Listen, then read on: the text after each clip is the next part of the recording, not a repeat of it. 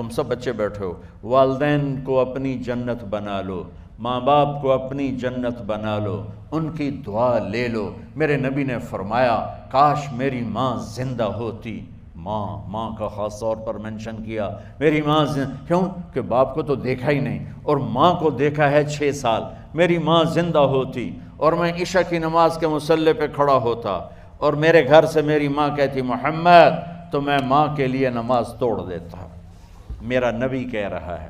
اور جب آپ حج پہ تشریف لے گئے اور ابوا کے میدان سے گزرے جہاں میرے نبی کی والدہ کا انتقال ہوا تھا، اس بات کو 57 سال گزر چکے ہیں۔ 6 برس کی عمر میں مدینہ سے نکلے 3 افراد، میرے نبی کی ماں، میرے نبی کے والد کی باندی ام ایمن، وہ بھی ماں ہیں، انہوں نے بھی دودھ پلایا تھا میرے نبی کو۔ 2 مائیں ہیں، ایک دودھ پلانے والی، ایک پیدا کرنے والی، اور ایک میرے نبی ہیں۔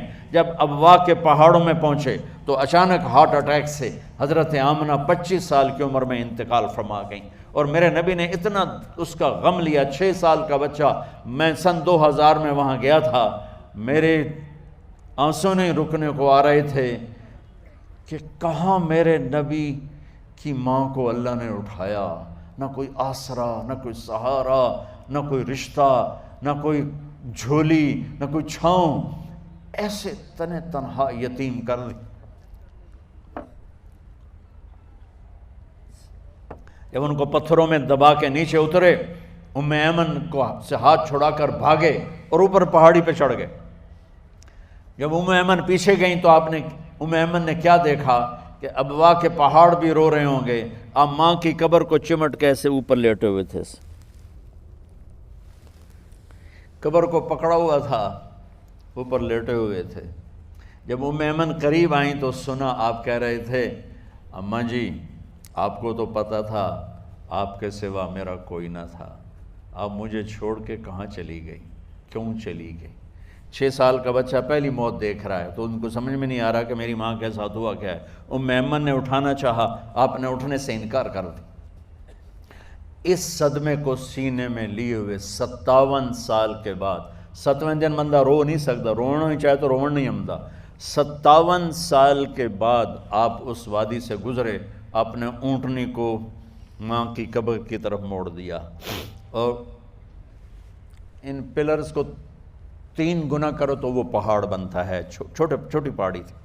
اونٹنی کو نیچے بٹھایا، اوپر پہاڑ پر گئے، اور یہ مجھے دیکھو، یوں آپ نے گھٹنے کھڑے کیے ماں کی قبر کے سرانے، اور یہ ہاتھ یہاں رکھے، اور پھر سر دیا اپنے گھٹنوں میں یوں، پھر رونا شروع کیا۔ اتنا روئے، اپریل کا مہینہ تھا، دھوپ سر پہ پڑ رہی تھی، ہم تو ٹھنڈی دھوپ میں بیٹھے ہیں، شدید دھوپ میں بیٹھے تھے، اور اس کنڈیشن میں یہ بچوں کا سٹائل ہوتا ہے، جب لمبا رونا ہو تو وہ یوں بیٹھتے ہیں سر اندر دے کر۔ اتنا روئے کہ آپ کی داڑھی ساری آنسوں سے بھر گئی، سینہ تر ہو گیا، احرام تر ہو گیا، اور کئی گھنٹے بیٹھ کے روتے رہے۔ 2 جہان کے سردار ہو کر تمنا کر رہے ہیں کاش اماں تو زندہ ہوتی، تو مجھے کہتی محمد میں تیرے لیے نماز توڑ دیتا۔ اور میرے نبی نے، یہ بچیاں غور سے سنو، میرے نبی سے پوچھا گیا یا رسول اللہ قیامت کب آئے گی؟ آپ نے فرمایا یہ تو اللہ کو پتہ ہے۔ نے کہا یا رسول اللہ کوئی نشانی بتا دیں؟ تو آپ نے فرمایا جب بچیاں ماؤں کو ذلیل کریں گی تو قیامت آ جائے۔ جب بیٹیاں ماؤں کے ساتھ بدتمیزی کریں گی اور ماؤں کو ذلیل کریں گی تو قیامت آ جائے گی۔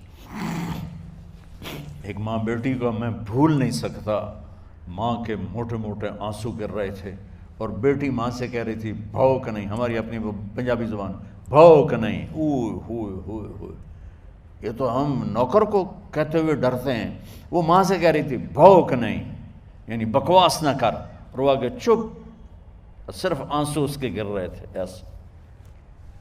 شاید وہ یاد کر رہی تھی کہ 9 مہینے کیسے اس کو میں نے پیٹ میں پالا، جنتے ہوئے کتنی تکلیفوں سے گزری، اور اس کو دودھ پلاتے ہوئے کتنی راتیں میں نے کاٹ کاٹ کے گزاریں، اور اس کے پیشاب دھوتے ہوئے کتنی دفعہ میں سردی میں ٹھٹھری، اور آج جو مجھے کہہ رہی ہے بھوک نہیں۔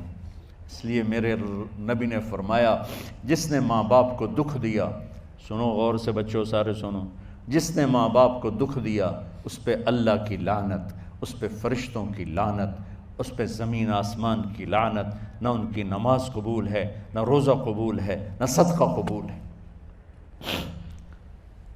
میرے نبی کی زندگی کا دوسرا روپ حقوق العباد، نماز حقوق اللہ میں آ جاتی ہے، میں حقوق العباد کی تھوڑی سی وضاحت کر رہا ہوں۔ ماں باپ زندہ ہیں تو دعا لے لو۔ والدین سے کہتا ہوں بچوں کو عزت دو، جہاں اولاد ماں باپ کے حقوق ہیں وہاں اولاد کے حقوق ہیں، اولاد کو عزت دو، اولاد کو عزت دو، اولاد کو عزت دو۔ بہت سی اولاد کی نافرمانی کا ذریعہ ماں باپ بن رہے ہیں، سختی کر کے، زبردستی کر کے اور ٹھونس کر چیزیں نوکروں کی طرح سلوک کر کے۔ میرے نبی کے گھر میں جب بیٹی فاطمہ ملنے کے لیے آتی تھیں تو میرے نبی بیٹھے نہیں رہتے تھے، یا اب چیئر پہ بیٹھے ہوئے بی بی فاطمہ آ گئی، اب زمین پہ بیٹھے ہوئے ہیں بیٹی آ گئی، اب چارپائی پہ لیٹے ہوئے ہیں بیٹی آ گئی۔ میرے نبی کیا کرتے تھے؟ کھڑے ہو جاتے تھے، کھڑے ہو جاتے، ایک دم کھڑے ہو جاتے تھے، اور پھر کھڑے نہیں رہتے تھے، تیزی سے آگے بڑھتے تھے اور حضرت فاطمہ کا ہاتھ پکڑ لیتے تھے۔ یہ والدین غور سے سنو، حضرت فاطمہ کا ہاتھ پکڑ لیتے تھے اور ہاتھ پکڑ کے مجھے دیکھو یوں بوسہ لیتے تھے، بیٹی کا بوسہ لیتے تھے، پھر ہاتھ چھوڑتے نہیں تھے، ہاتھ پکڑے پکڑے لاتے لاتے لاتے ان کو چارپائی پر پہلے بٹھاتے تھے پھر خود بیٹھتے تھے۔ یہ باپ اور رسول ہو کر بیٹی کو یہ عزت دیتے تھے۔ پھر وہ جنت کی عورتوں کی سردار بنی، پھر وہ جنت کے سرداروں کی ماں بنی، پھر وہ اللہ کے شیر کی زوجہ بنی۔ تو والدین سے کہتا ہوں کہ اپنے بچوں کو عزت دو، عزت دو، عزت دو، عزت دو۔ پھر آپ سے زندگی کے بڑے فیصلے ہیں شادی۔ اب لوگ اکٹھے پڑھتے ہو لڑکے لڑکیاں، اپنی شادی کے فیصلے خود نہ کرو، اپنے ماں باپ کے حوالے کرو۔ اس میں شرافت بھی ہے، اس میں برکت بھی ہے، اس میں رحمت بھی ہے، اور اس میں والدین کی دعائیں بھی ہیں۔ کورٹ میرج کو ہوا نہ دو، boyfriend girlfriend culture ہمارا نہیں ہے۔ میرے نبی کے طریقے میں مرد اور عورت کا صرف نکاح سے تعلق ہے، اس کے علاوہ سب جہنم کی آگ ہے۔ اور والدین سے کہتا ہوں کہ اپنے بچوں سے پوچھ کے رشتے کرو، زبردستی مت کرو۔ میرا معاشرہ بہت سنگین قسم کے جرم کا شکار ہے، بچوں پہ مسلط کر دیتے ہیں، ایتھے ہی کرنی ہے، ایسے جٹائیں چی کرنی ہے، بٹائیں چی کرنی ہے، پتہ نہیں آئے کتوں ہیں جٹ بٹ۔ چلو تم ناراض نہ ہو، راجپوتائیں چی کرنی، میں راجپوت ہوں، میں اپنی قوم کو بھی رگڑ دیتا ہوں، راجپوتائیں چی کرنی، اگاں کرنی ہی کوئی نہیں۔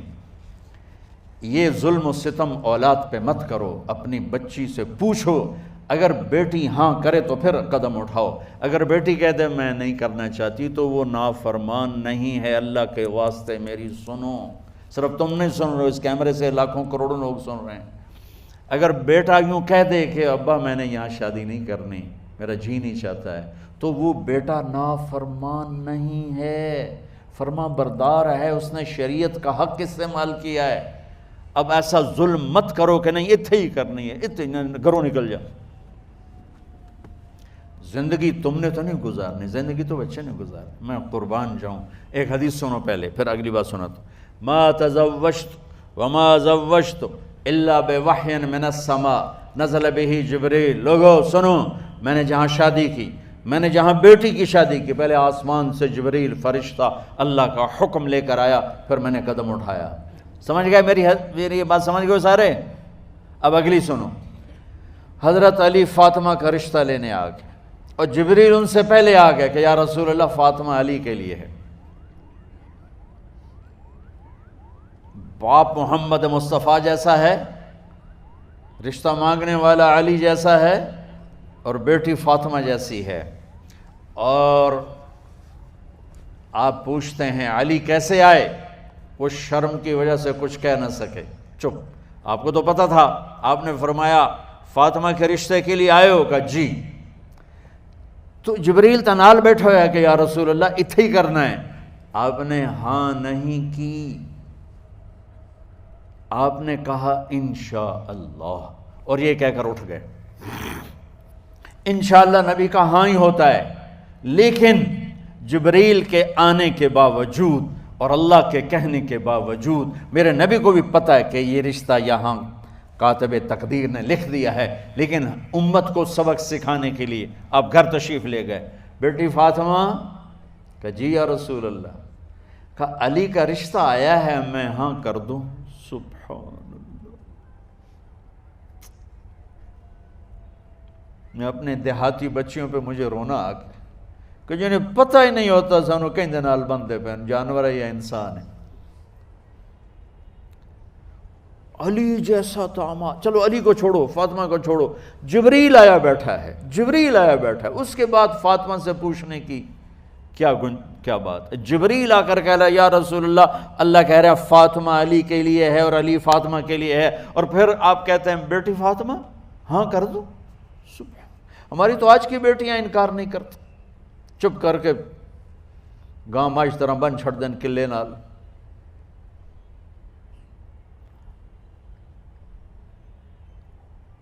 کوئی ان کے اندر کے جذبات کو سننے والا کوئی نہیں ہوتا، اپنی انانیت پر یہ فیصلے کرتے ہیں، اور میرا نبی کہہ رہا بیٹی ہاں کر دو۔ سبحان اللہ۔ آپ کا کیا خیال ہے فاطمہ نے انکار کرنا تھا؟ یہ تو یہ بیٹیاں نہیں انکار کرتی تو فاطمہ نے کہاں کرنا تھا؟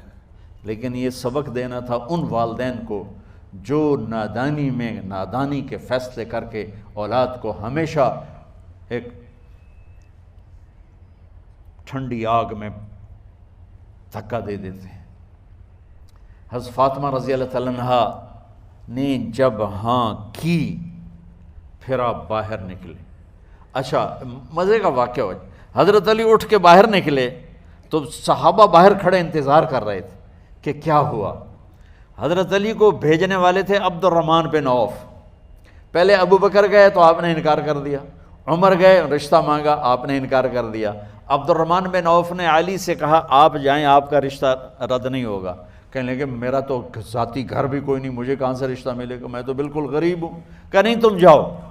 تو واپس آتے انہوں نے عبد الرحمن بن عوف پہ چڑھائی کر دی، ویکھیا ہے نا تو مینوں گلے آئی، انکار ہو گیا۔ تو صحابہ نے پوچھا کیا ہوا؟ کہا کچھ کہا ہی نہیں، چپ کر کے اٹھ گئے۔